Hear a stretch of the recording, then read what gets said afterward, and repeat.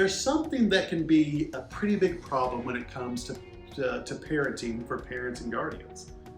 It affects the way that we see our kids, it affects the way we see the task of parenting, and it determines whether we are godly parents or not.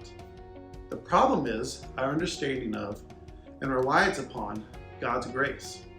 When we trust in the gospel, we understand that we've been saved. And it's easy to understand that Jesus has saved us from hell. It's easy to understand that he has saved us from being slaves to our sin. But something we can miss sometimes is that God has also saved us from ourselves. Ephesians 2 explains that without Christ, all we can do is bring wrath upon ourselves and to others and to kids. We are literally nothing and can do nothing of significance on our own, especially when it comes to parenting. You see, we are actually more like our kids than we are unlike them. The things they struggle with are the same things we struggle with: materialism, relationships, idolatry, insecurities. We are not and cannot be good people in any way, and that includes parenting our kids.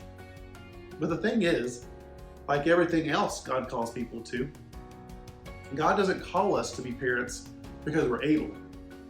God doesn't ask you to be able, he asks you to be willing to be humble and repent and to understand our weakness.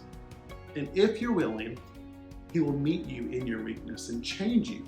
And as he changes you, he will work good things through you into the hearts and lives of your kids. Your inability is not the destruction of your parenting, because God meets people who humbly admit their weaknesses and run to him for help. So in a way, you can't become a godly parent until you realize that you're not able. Rather, God is. God's grace frees us from trying to deny our weaknesses.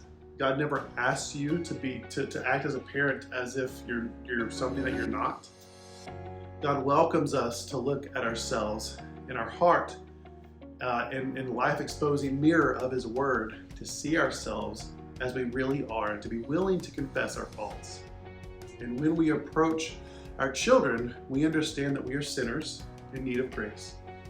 God's plan is to make his invisible grace visible to children by sending parents of grace to give grace to children who need grace.